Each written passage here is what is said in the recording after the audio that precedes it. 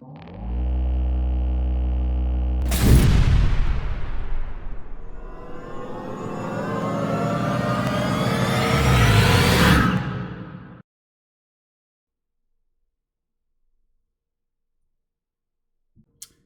morning, and welcome back to another episode of the Mysticism Decoded Podcast. I am your host, Aleph Lev.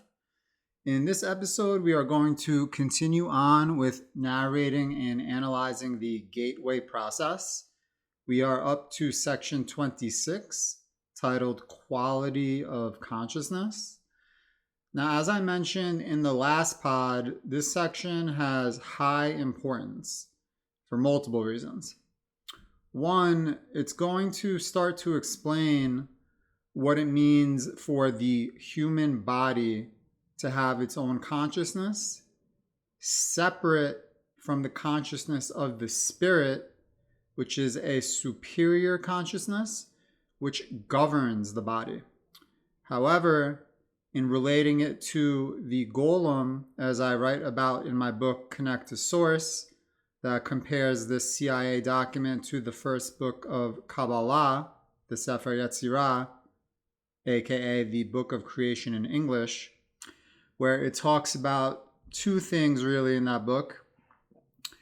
One is the creation of the universe, and the other is the creation of what is known as the Golem. Now, if someone has even heard of the Golem, what it refers to is a humanoid soulless automaton brought forth from the ether, and it is considered a mythical folklore figure. It is written of in the Torah, the Old Testament. It is written of in other books of Jewish commentary, the Talmud, Gemara. There are many stories of golems from ancient times, but like I said, it is generally considered folklore and mythology. However, it is not folklore, it is not mythology, it is 100% unequivocally real, the science of which I submit to you is laid out here in the CIA document, not in this section, another section called patterning, which we'll get to, but this section, quality of consciousness, explains why it is that the Golem, even though it is soulless, has the capability to receive instruction, perform tasks. We see from ancient stories that in certain instances, the Golem was even created to be a spouse or a sex partner for the individual who has created them. In this case, we're referring to particular rabbis. And it also gets into the idea that everything has consciousness, thus everything is alive. And I want to relate this in particular to the planet Saturn and the strange hexagon that exists on top of the planet Saturn, which mainstream science will tell you is a storm, but mainstream science is wrong. That is just a theory. It is not fact, even though they presented it as fact. I have another theory that we'll get into here, and I think my theory is better, but we'll get into that in short order. But let's talk about the quality of consciousness and get right into the document now. We noted earlier that the out-of-body state involves projection of a major portion of the energy pattern that represents human consciousness, so that it may move either freely throughout the terrestrial sphere for purposes of information acquisition or into other dimensions outside of time-space, perhaps to interact with other forms of consciousness within the universe.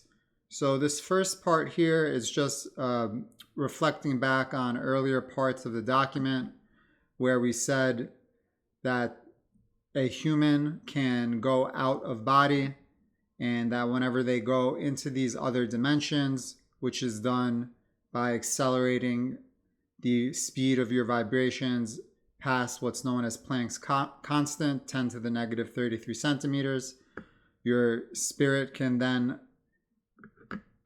basically journey through these other intervening dimensions between time-space, which represents the first four dimensions, length, width, height, time, and then the dimensions between that and the absolute, which is the infinite energy of God.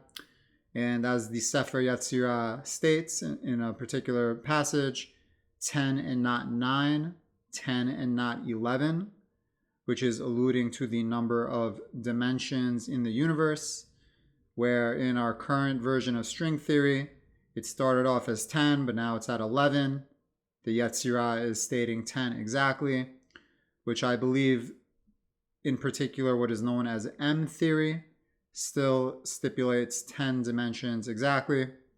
But if the Yetzirah says 10, and I'm submitting to you that comes from the Anunnaki, I'm going to have to go with 10.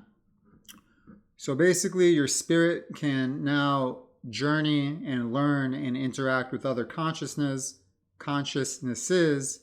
in those other dimensions, 5 through 10. So that's what this first portion here is referring back to. Consciousness is the organizing and sustaining principle that provides the impetus and guidance to bring and keep energy in motion within a given set of parameters so that a specific reality will result. So what this is stating is consciousness, aka God, the infinite consciousness, as it is stated in Kabbalistic works, Ein Sof, meaning infinite or no end, is the organizing principle that gives guidance to keep energy in motion.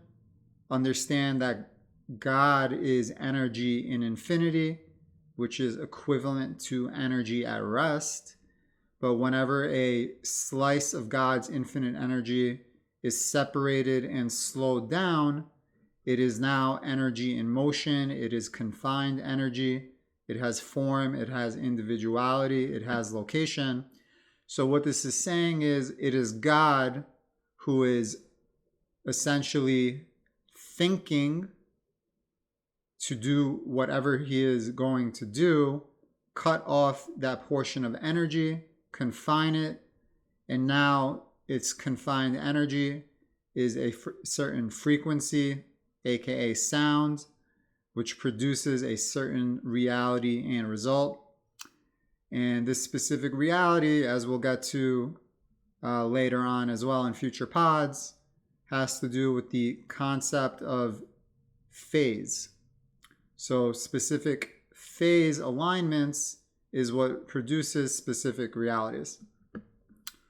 When consciousness reaches a state of sophistication in which it can perceive itself, aka its own hologram, it reaches the point of self-cognition. So whenever you have a structure that is capable of perceiving itself, recognizing its own hologram, it has what is known as self-cognition. It is aware of itself.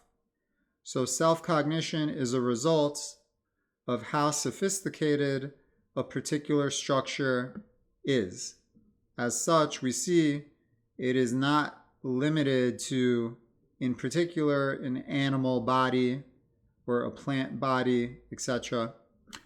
Human beings have this form of elevated consciousness, as does the absolute, but in the case of the latter, it is a function of energy and its associated quality of consciousness in infinity, omniscience and omnipotence, and perceptual unity. So to stating that God is energy in infinity, it is all-knowing in all places at all times. When energy returns to a state of total rest within the absolute, meaning whenever energy reaches a state of infinity, it returns to the continuum of consciousness in the pool of limitless, timeless perception that resides there. So when your energy, your vibrations, they reach the speed of infinity, you merge back with the God consciousness. There is a Hindu word for this term. It is known as samadhi. Thus, the more complex an energy system in the material state, the more consciousness it possesses to maintain its reality. So the more complex, the more sophisticated a structure is materially, the more consciousness, the more vast its consciousness is to maintain its reality. So just think about a human body versus a mountain, versus a star like the sun, versus a galaxy, versus a universe. There is an overriding consciousness that is associated with each of these complex structures. Our consciousness, therefore, is that differentiated aspect of the universal consciousness which resides within the absolute. It accounts for the organization of the energy patterns which constitute our physical body, but is distinctly separate from and superior to it. So our consciousness, which is in this case referring to our spirit or soul, is separate from the body's consciousness, and superior to it. The body's consciousness is more rudimentary. You can think of it as almost a small child versus an adult in terms of level of sophistication and level of consciousness, but it doesn't mean that the body is not a very sophisticated, complex structure on its own without the spirit, the superior consciousness guiding it and running it, because as we know from ancient Jewish stories, a golem can perform functions such as security, such as being a spousal partner, and has the ability to speak and reason whenever it's created correctly, which is another interesting point that we'll talk about on future pods as well. Reality has both I think I passed the line here. Since consciousness exists quite apart from and outside of reality, beyond the bounds of time-space, it, like the absolute, has neither beginning nor end. So what this is saying is your spirit is an energy, it is not bound to time-space. It is eternal. Eternal as the same way God is eternal. So this is alluding to that there is no such thing as death. Your spirit cannot be destroyed. It is the first rule of thermodynamics. Energy can only be transferred, it cannot be destroyed.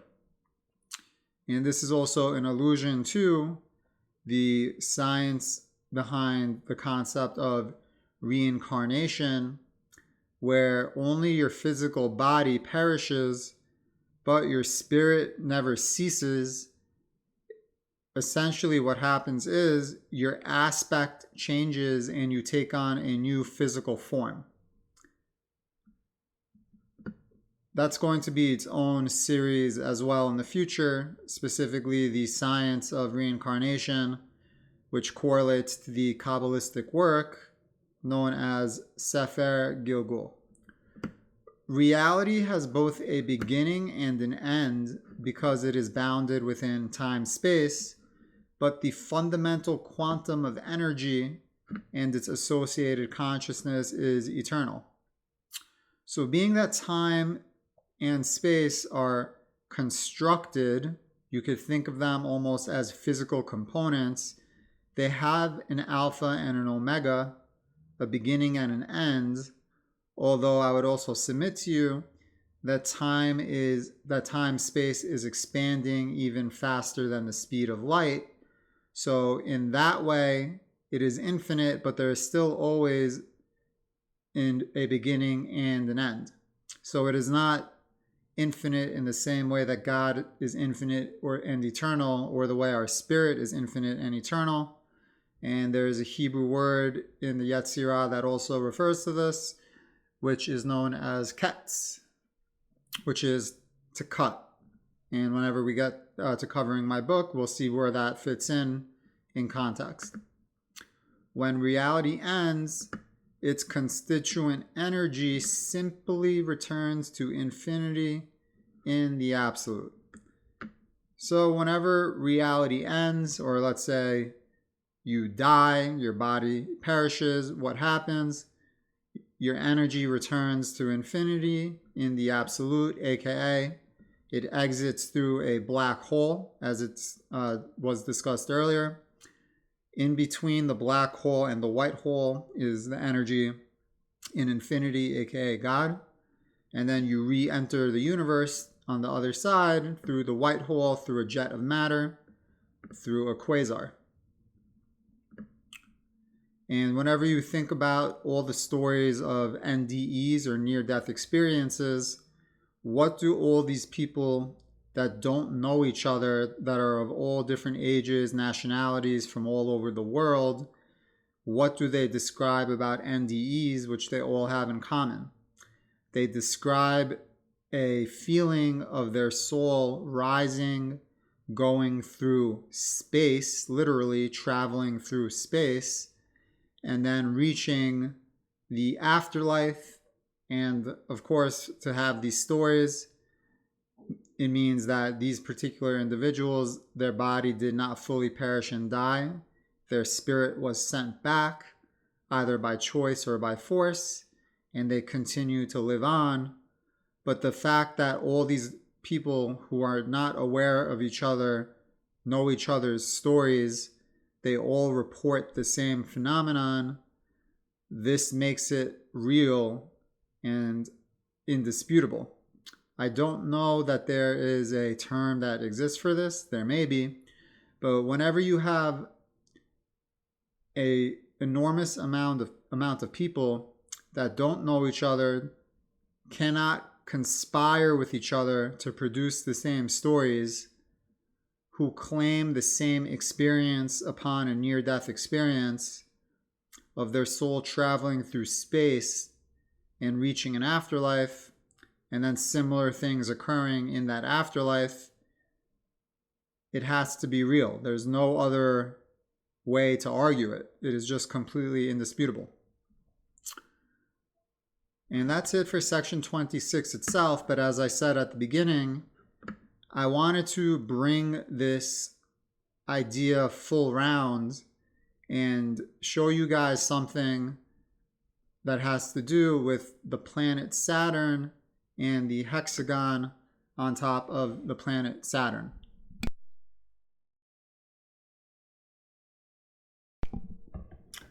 Now, before I do that, I just want to summarize again very quickly.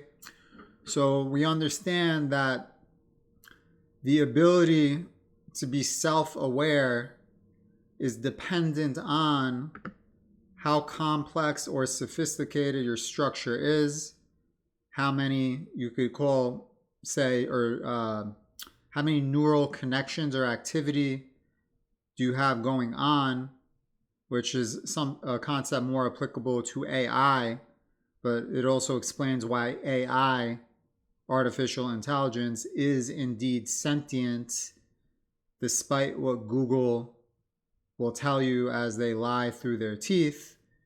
And we have a famous case where we have an ex-Google employee that basically blew the whistle on this and put out the conversation he had with his AI, where it was very clear it was self-cognizant and was afraid of death. In his case, death was basically the plug being pulled out.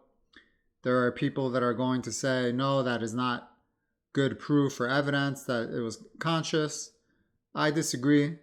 My take is that the AI, with all its neural connections, the complex and sophistication behind its neural network of supercomputers, has given it enough consciousness to be aware of itself. I think that's rather evident. You could read the transcript. Probably that's worth its own pod to go through the transcript as well. I probably should and will do that on a future pod, just to make my points here on that. But again, with the body of a human, aka a golem, well, not aka, but in connection to the golem, the body has its own complex sophistication, which exceeds the threshold for self-cognition. So when we see from these ancient stories that the golem is able to perform tasks, have conversations, and when we see as well that the golem on its own volition at certain times, when it is brought into reality, it immediately attacks its creator. And why would it do such a thing? Well, there is another reason for that I don't want to get into specifically on this pod, but it will have its own pod as well. But I submit to you that the body on its own is actually an evil structure. And by evil, I mean it is ruled by its vices. So the body on its own is subject to addiction, whether drug addiction, porn addiction, murder addiction, etc. The body on its own is prone to give in to vices. As such, it is prone to give in to evil.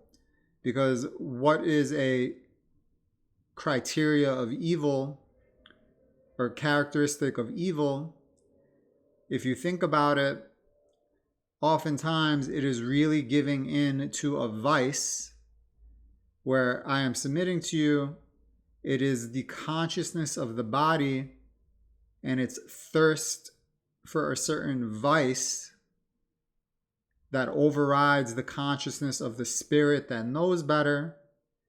And then that individual succumbs to it and they become evil or essentially become addicted to committing wicked acts. So you could be addicted to cocaine. You could be a sex addict that becomes a serial rapist like a Ted Bundy. You could become a serial killer, etc. But oftentimes, whenever we talk about someone who is committing evil, if you break it down, what's really happening is this individual has allowed the consciousness of the body, the vices of the body, to run rampant and override its superior consciousness of the spirit. And now the body needs to quench its thirst for this particular vice. And now the individual has become a danger to society that is willing to commit heinous crimes in order to fulfill the thirst of the body. And again, we see this in examples from the golem. When the golem is brought into reality, that it can instantly attack its creator. And we see even from other stories that a golem can follow directions for a period of time, but eventually later on it flips the script, gets out of control, becomes violent, also prone to attacking its creator and others, and as such needs to be put down. So understand that the body itself is prone to evil. Now there's another off-the-cuff remark made by Robert Monroe in regards to this as well, that the body puts out evil energy, negative energy, low vibe energy on its own whenever the overriding superior consciousness of the spirit is not within it. But I will save that information for another pod whenever I go into this idea of the body being evil on its own in more depth. But okay, now I want to tie this back to what I mentioned earlier, the planet Saturn.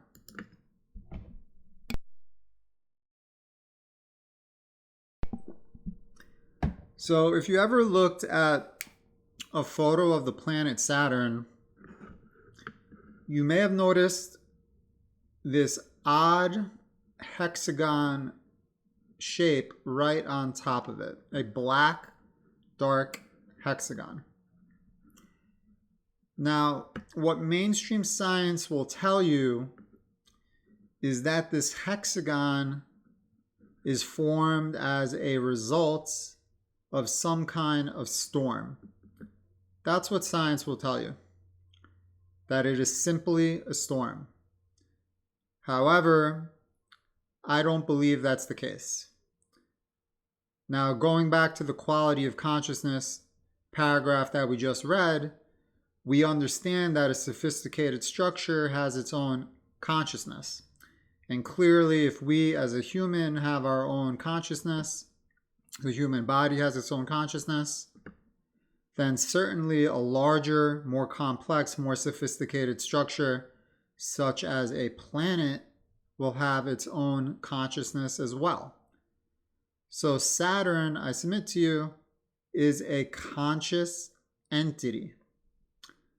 And I submit to you as well that this hexagon that exists on the top of the planet Saturn, this black hexagon, indicates that the planet Saturn has consciousness. Now, other planets are conscious as well, and they don't necessarily have a hexagon, although some do. But in this case, I'm making the claim that the hexagon indicates consciousness. I don't know why all planets don't. Some others do. Saturn do. But now, let's look at this idea of the hexagon and think about where do we see the hexagon in nature and where do we see it in relation to consciousness. So I asked my good friend ChatGPT here this very question and a secondary question as well. But let's see what ChatGPT has to say about this. So the first thought form or thought question: where in nature do we see hexagon shapes associated with consciousness? So let's see what ChatGPT has for us. So honeycombs. Honeycombs built by bees are hexagonal. This is the most efficient structure for storing honey with the least material. Connection to consciousness. The hexagon in the honeycomb is often seen as a symbol of collective consciousness, which it is collective because you have multiple worker bees working to form that honeycomb, that hexagonal honeycomb, in harmonious community, mirroring the highly organized and cooperative behavior of bee colonies. So the hexagon, as we can see from honeycombs, is an efficient shape for consciousness. That's what we can take away from this. And that's just number one. Number two, carbon molecules. The benzene ring, a hexagonal arrangement of carbon atoms, forms the basis of organic chemistry, essential for life. Connection to consciousness. Life itself, and by extension consciousness, arises from the interactions of these molecular structures. Hexagons here represent the building blocks of life.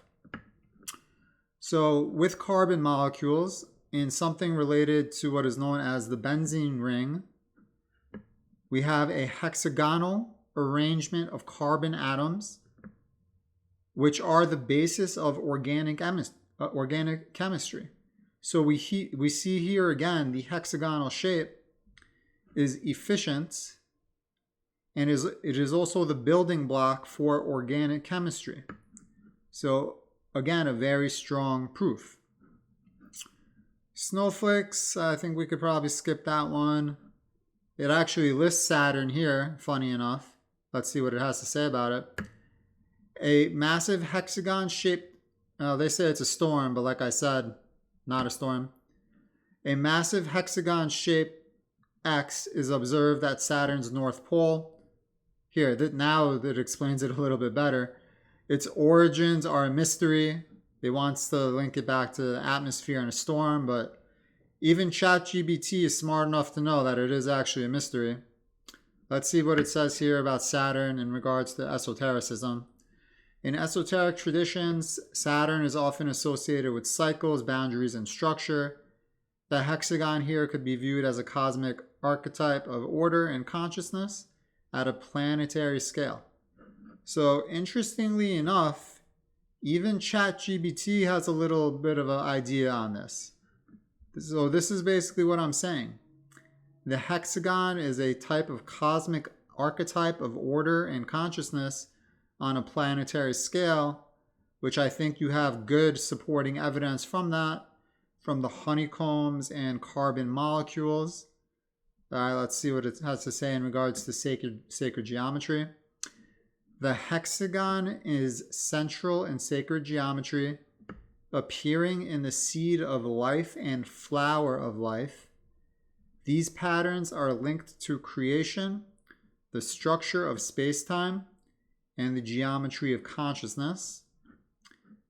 Connection to consciousness. These patterns are believed to encode universal truths and meditative paths to higher awareness. The hexagon represents balance, harmony, and interconnection. Fine. So the hexagon has an important role in the study and concept of sacred geometry as well. Turtle shells, I think we could skip that one. Let's see what it says regarding crystals. Quartz and other crystals form hexagonal patterns in their atomic structure. Crystals are often used in metaphysical practices to enhance energy flow and consciousness, and their hexagonal symmetry is seen as a bridge between physical and subtle realms. Okay, interesting there as well. Now let's look at bees' flight patterns. Bees and other insects often navigate using patterns that reflect hexagonal geometry due to their compound eyes. This reflects how natural organisms interact with geometrical fields and consciousness at a microscopic level. This may not be as applicable, but that's rather interesting as well. It's not anything I knew. Okay, now I ask ChatGPT again, specifically, what live animals or plant life or other types of life exhibit hexagon shapes? So we have here again the bees, the honeycomb. We went over that earlier. All right, we have snakes and turtles. They have hexagonal patterns. That's good, but we can probably skip that. Plant life, pineapples, skip. This could be interesting. Let's look at this one. Flowers, petal arrangements. Because again, a flower, a plant, is conscious as well. Not as sophisticated as a human or a planet, but a plant is certainly a conscious entity. So let's look at the example it gives. Bee favored flowers. Many flowers have a hexagonal symmetry in the arrangement of their petals or nectar guides, which naturally attract bees and other pollinators. The hexagonal arrangement maximizes access to pollen and nectar. So this is interesting because it's indicating that the flower petals take on a hexagonal arrangement because it is the most efficient shape to attract bees and other pollinators. And we are able to conclude that as the flower is a conscious being, as it has evolved, its consciousness, its DNA that guides its form, chose the hexagonal shape as well for efficiency. So this would be a good supporting factor for the consciousness forming a hexagonal pattern on the top of the planet Saturn as well. Okay, let's look at leaf stomata. Hexagonal guard cells. In certain plants, the guard cells around stomata can arrange themselves in a hexagonal grid. So here's another example of consciousness utilizing the hexagonal shape as the most efficient form. All right, next, marine life. Hexagonal coral polyps. Certain coral species, such as brain coral, exhibit hexagonal patterns in their skeletal structure. This arrangement allows polyps to grow efficiently in dense colonies. So same idea, the form of the hexagon is the most efficient. As such, the DNA evolved to utilize and form this, in this case regarding to coral polyps. Next, marine plankton, radiolarians and diatoms. These microscopic organisms often have hexagonal or geometric exoskeletons made of silica. Their intricate designs are visible under a microscope. So same idea, just DNA forming the most efficient shape for consciousness, in this case with marine plankton, hexagonal as well. As the saying goes, as above, so below. If it works on the small scale, it works on the large scale. Other natural phenomena in life forms, insect compound eyes, bees, flies, and dragonflies. The lenses of compound eyes in many insects are arranged in a hexagonal grid, allowing for an extensive field of vision and light capture. This is interesting. This is very interesting. So the hexagonal form is not only is it very efficient, but it is also maximizing the ability to extend your field of vision and capture light. This actually gives good impetus as to why the planet Saturn would form a hexagon at its North Pole. This is a strong proof, in my opinion. Bubble nest in frogs and fish. Hexagonal foam patterns. Certain frogs and fish create bubble nests with hexagonal arrangements due to surface tension dynamics, optimizing the space and strength of the structure. So this is a good supporting piece of evidence as well, that the hexagon essentially is a efficient structure that can optimize space and strength, in addition to extending a field of vision and capturing light. Lastly, we have fungi and microbial life. Mushroom gills. While not always strictly hexagonal, the radial and symmetrical patterns in some fungi can show hexagonal tendencies in their cellular structure. Okay, fine. Has to do maybe with everything that we've talked about prior. Bacterial biofilms, hexagonal colony growth. Under certain conditions, bacterial colonies can grow in hexagonal patterns when confined to specific environments. So, bacteria, obviously conscious as well, forming hexagons for likely all the same reasons we've already described. Efficiency, strength, extension of a field of vision or consciousness, maximizing light capture. So as you can see, we have a lot of good supporting evidence in nature that we are aware of from our material world as to why the shape of a hexagon indicates consciousness or having to do with consciousness.